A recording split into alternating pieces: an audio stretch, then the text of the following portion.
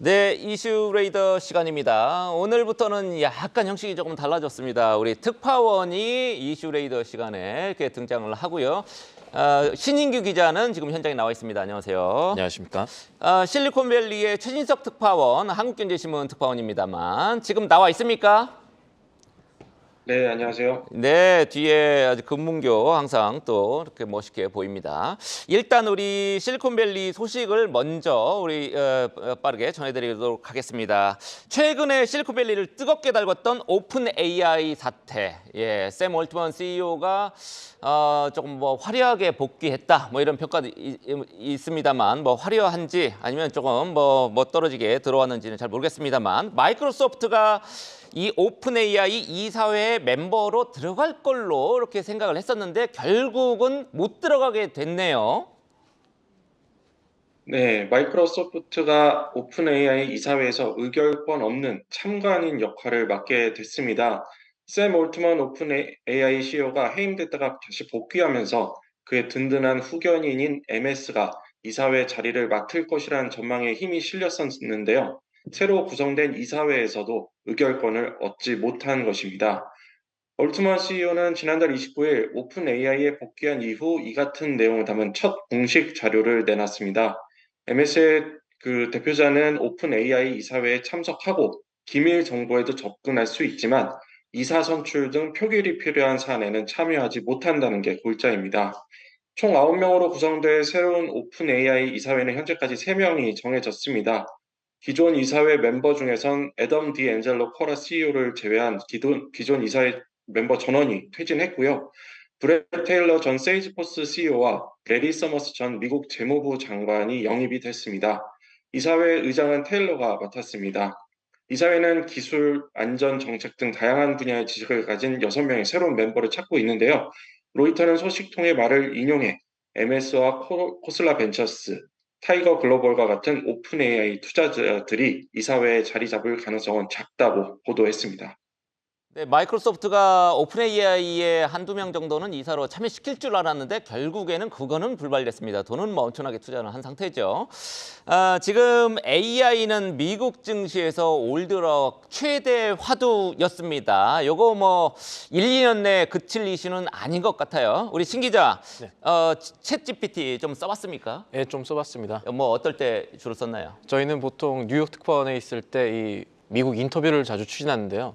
이 영어를 굉장히 챗GPT가 번역을 사람보다 더 똑똑한 수준으로 번역하기 때문에 그때 챗GPT를 많이 이용했었습니다. 네, 한글로 이제 쓰면은 뭐 바로 영어로 이제 번역을 굉장히 자연스러운 언어로 번역도 해주고 굉장히 유용하게 뭐 많이 썼던 것 같습니다. 이 AI 흐름 계속 내년에도 이어질 가능성 매우 높기 때문에 지켜봐야 될 것 같고요.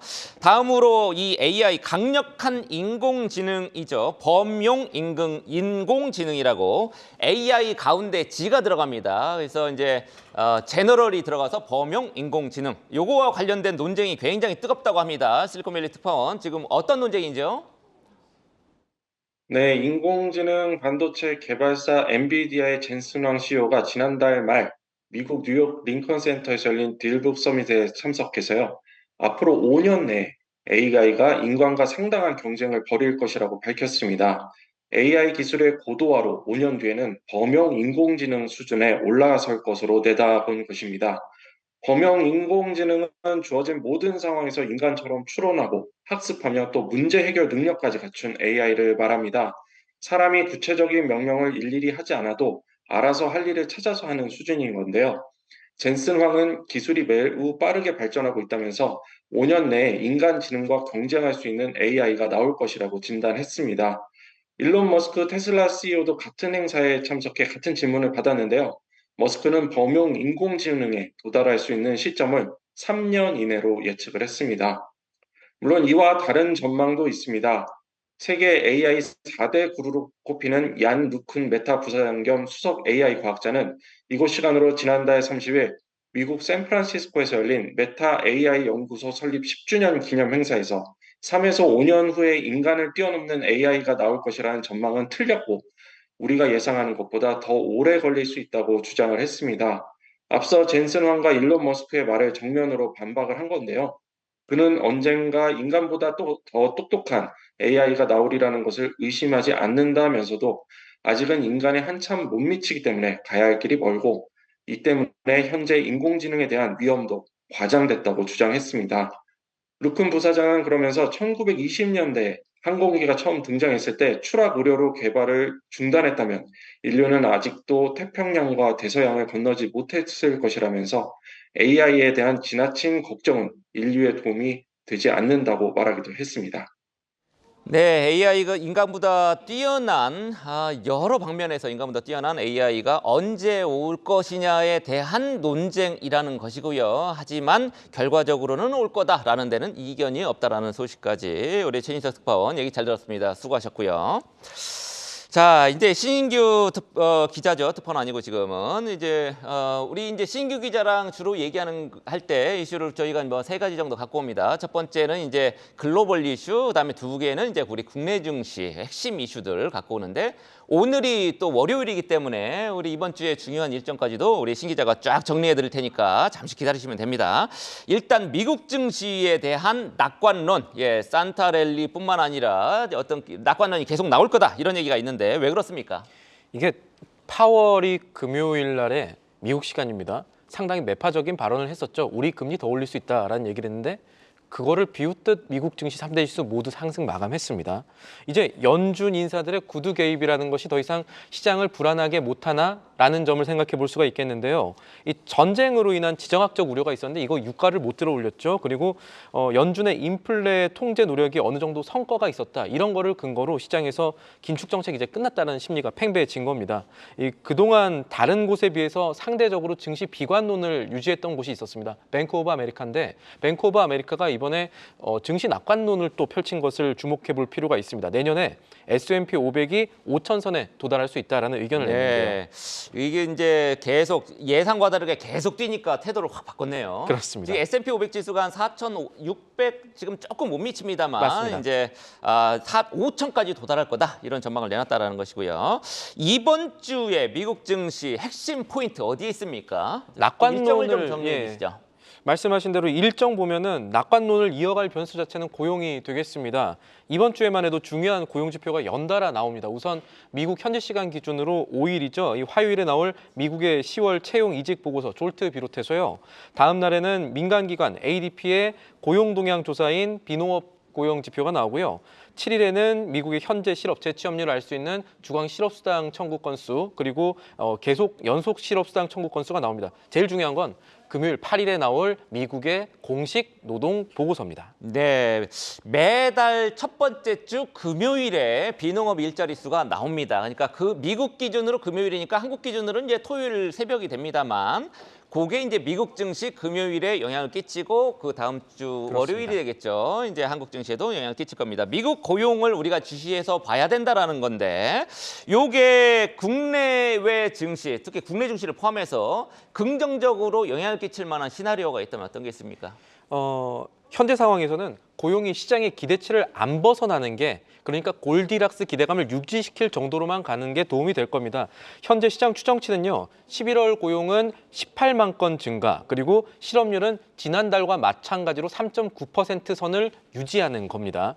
소비 여력을 짐작할 수 있는 시간당 소득 상승률이 예상대로 전달보다 조금 늘어날지 한 0.3% 정도 보는데 이 정도 될지도 챙겨볼 부분입니다. 그래서 시장의 생각이 맞다면 고용 지표는 미국의 이 채권 수익률을 낮추는 요인으로 작용할 수가 있습니다. 그렇게 되면 미국의 기술주와 성장주에는 긍정적인 요인이 되고 당연히 기술주와 우리나라의 긍정적인 연관 요인이 많은 2차 전지라든가 여러 관련주들에 대해서도 긍정적인 영향이 끼칠 수 있겠구나라는 생각을 해볼 수 있겠습니다. 네, 금요일에 미국 장기물 채권 금리 보고 깜짝 놀랐습니다. 4.22까지 떨어졌습니다. 네. 4.3 한참 밑으로 하루 만에 뭐 한 15bp 이렇게 급락을 하더라고요. 미국 채권 금리, 10년물 금리가 뚝뚝 떨어지면은 전체적으로 이제 뭐 기준금리를 이제 뭐 내년에 또 낮출 거다라는 그 시점을 당기는데 이제 영향을 끼친다고 볼 수도 있고 결과적으로는 이제 집값, 대출금리 요거 낮추는 데도 영향을 끼칠 겁니다. 그 다음에 이제 우리 국내 증시에 영향을 끼칠 만한 지표 어떤 게 있습니다.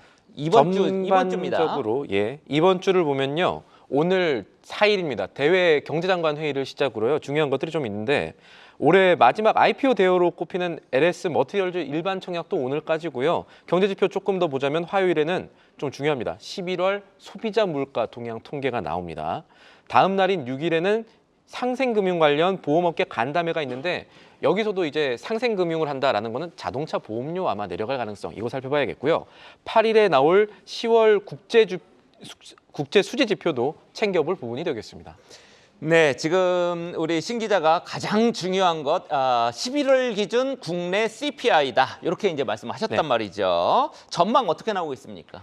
3개월 연속 소비자 물가 상승률이 좀 올라서 이 기재부도 그렇고 정부가 당황을 했었습니다. 그런데 11월에는 이 올라가던 상승률이 둔화될 가능성이 좀 있습니다. 적어도 정부는 그렇게 봅니다. 왜냐하면 원인이 있을 거 아니에요? 농산물 가격 조금 내려가고 있고요. 네, 다행이네요. 국제 유가가 생각보다 높아지지 않았다는 점, 내려가고 있다는 점이 중요한 포인트겠습니다. 추경호 경제부총리는 11월 물가 상승률이 지난달 상승률인 3.8%보다는 높지 않을 거라고 봤고요.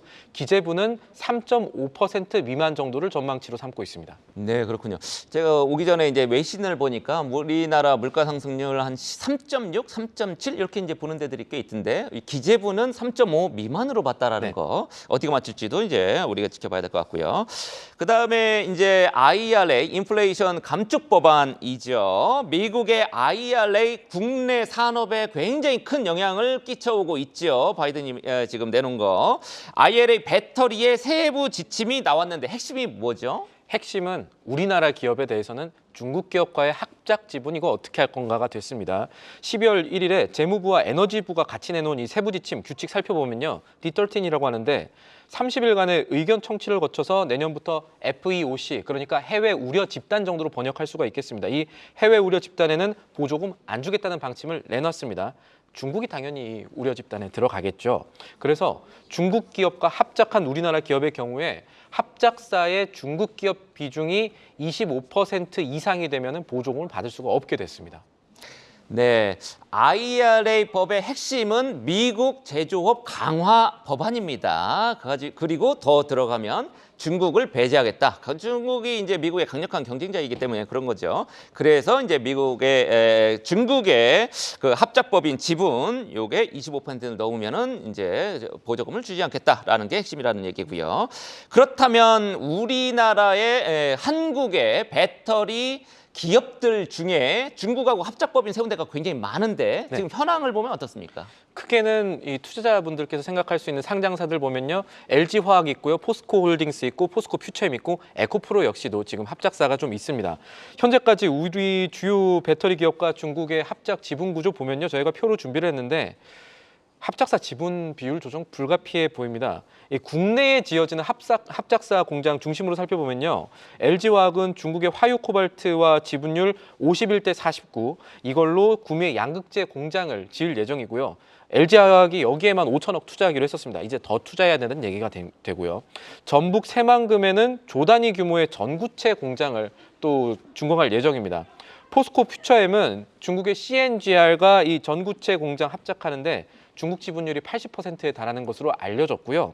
이외에 에코프로 같은 경우에는 인도네시아에서 중국의 거란메이와 이 니켈 중간재를 합작해서 생산하고 있습니다. 그러면 이렇게 중국과의 합작법인 중에 중국 비중이 뭐 상당히 있는 기업들 어떻게 해야 됩니까? 어떻게 해야 IRA 피할 수 있을까요? 두 가지로 봐야겠습니다. 하나는 단기적이고 하나는 중장기적인데 단기적으로는 그러니까 내년입니다. 2024년부터 이 FEOC 그러니까 해외 우려 집단에 대한 규제가 나오는데 이때까지 중국과의 합작사 지분을 더 사는 방법이 있을 겁니다. 이거 준비하는 기업들이 많을 거고 두 번째는 보다 좀 장기적인 관점인데 이번 조치 자체가 이 미국 내 판매에 영향을 주는 조치입니다. 유로존도 이제 유사한 조치를 취할 가능성이 있지만 일단은 시간이 조금 늦게 오겠죠. 그런 조치들이. 그래서 유럽 지역에 대한 수출 다변화를 일단 같이 조금 봐야 될 것 같고요.